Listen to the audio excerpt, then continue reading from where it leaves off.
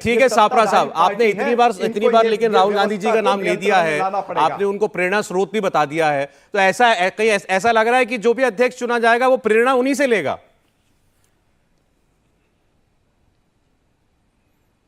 मैंने आपको कहा जो अध्यक्ष चुना जाएगा उस अध्यक्ष को पूरी ताकत रहेगी, वो अध्यक्ष विजनरी रहेगा, वो अध्यक्ष अपने निर्णय लेगा। ठीक है, ये आपकी एग्जांपल्स है, ये आपका क्या कहते हैं इंटरप्रिटेशन है कि वो रिमोट कंट्रोल से चलेगा, ये हमारा कांग्रेस। अच्छा ओके साहब, ठीक है, जवाब दिया शहजादपुरा वाला। देखिए सौरभ जी, मैंने तो 4-5 स्टेटमेंट गिनाए कि किसने कबूलनामा दिया है कि ये प्रॉक्सी प्रेसिडेंट ही बन रहा है, ये रिमोट कंट्रोल से बनेगा, उसका जवाब नहीं दिया। हालांकि इन्होंने बहुत दूसरी बातें की, अब डिवाइड की बातें की इन्होंने।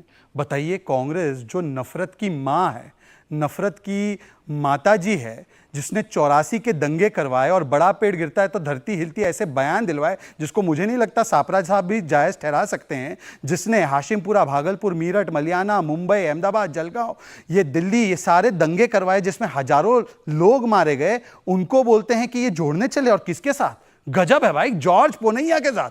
वो जॉर्ज पोनैया जिसने कहा कि हिंदुओं को कि वो धमकी देता है और भारत माता पर मैं चप्पल जूते पहनकर चलता हूं ताकि उसकी बीमारी मुझे ना लगे, ऐसे व्यक्ति के साथ ये भारत जोड़ रहे हैं।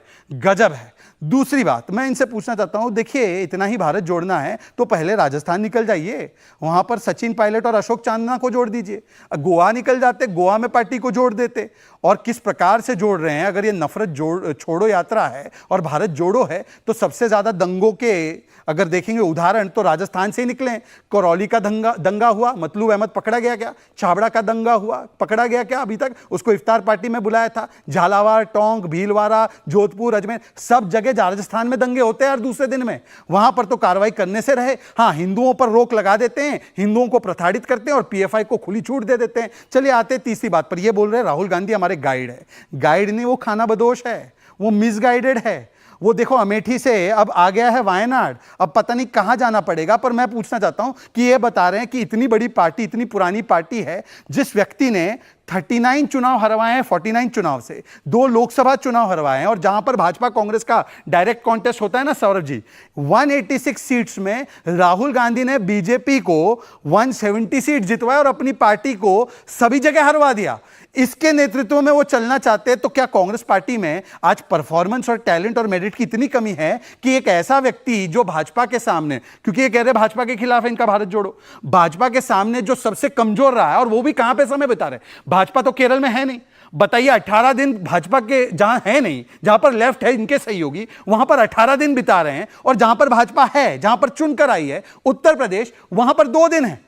गजब है। और वहां पर भी ना अमेठी जा रहे हैं, ना फूलपुर जा रहे हैं, ना रायबरेली जा रहे हैं।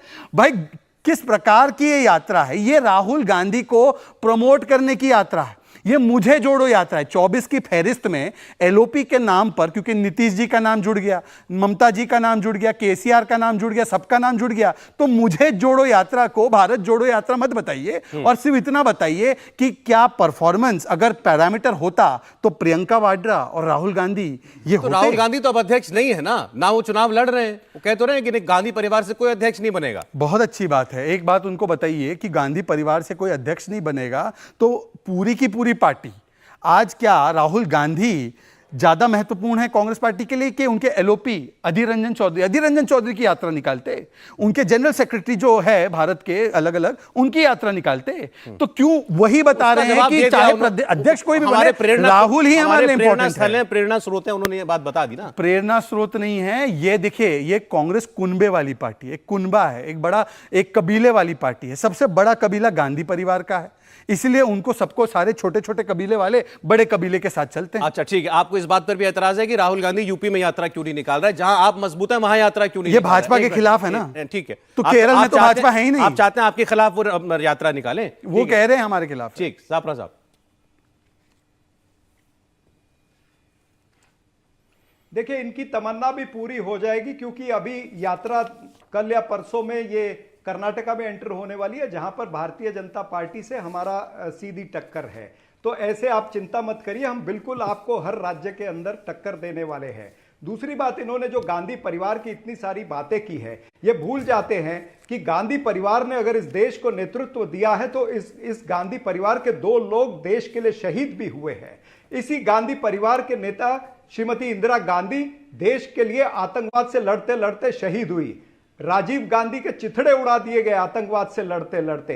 इस देश की मिट्टी में उनका खून मिला है। और जिस तरह से आप गांधी परिवार के लिए बोलते हो, आपको शर्म आनी चाहिए कि जिन्होंने शहादत दी है उनके बारे में आप ऐसे बोलते हो, उस परिवार के बारे में आप ऐसे बोलते हो। अगर कांग्रेस पार्टी का कार्यकर्ता उस परिवार के बारे में निष्ठा रखता है कि जिस परिवार ने इस देश की मिट्टी के लिए शहादत दी है, तो वो आपको शर्म आनी चाहिए। आपने आज तक उंगली भी नहीं कटाई, आपके एक परिवार के लोगों ने उंगली नहीं कटाई, आपके आरएसएस के परिवार ने कभी उंगली नहीं कटाई, और शहीदों में नाम दर्ज करवाना चाहते हो। हमें गर्व है हमारे नेताओं के ऊपर कि उनकी जो कुर्बानी है उस पर हमें गर्व है। हमें गर्व है कि उन्होंने जिस देश के अंदर सुई नहीं बनती थी, आज यहां पर परमाणु हथियार है, आज यहां पर पूरा कम्युनिकेशन और ऐसे आधुनिक चीजें हैं जो इस देश को आगे लेकर के चली है। नरेंद्र मोदी जी कोई 1947 से नहीं बने हैं प्रधानमंत्री। 1947 से लेकर के 2014 तक जो देश के अंदर तरक्की हुई है, 70 वर्षों का जतन जो हुआ है, उसका पतन आपने 8 वर्षों में किया है। 70 वर्षों के जतन का पतन 8 वर्षों में किया है। जिस तरह से आप लोगों ने विभाजन की राजनीति की है, जिस तरह से आपने एक एक करके कभी एयर इंडिया बेचा, कभी LIC बेची, मात्र सापरा साहब एक एक करके अगर विषय पर चले, अभी आपने परिवार के बारे में कहा, सापरा साहब श्रवण भी अपने माता पिता को लेकर के घूमता था, लेकिन नरेंद्र मोदी जी को अगर श्रवण के रूप में देखा जाए तो उनके देश के लिए अपने खून का कतरा बहाया है, वो देश के लिए आदर का पात्र है, नमन का पात्र है, इसमें कोई शक नहीं। इसमें मैं आपके साथ इसमें मैं कुछ बहस करूंगा भी नहीं। इंडिया टीवी हर वक्त हर जगह डाउनलोड करने के लिए सर्च करें India TV news Google play store या ऐप स्टोर पर।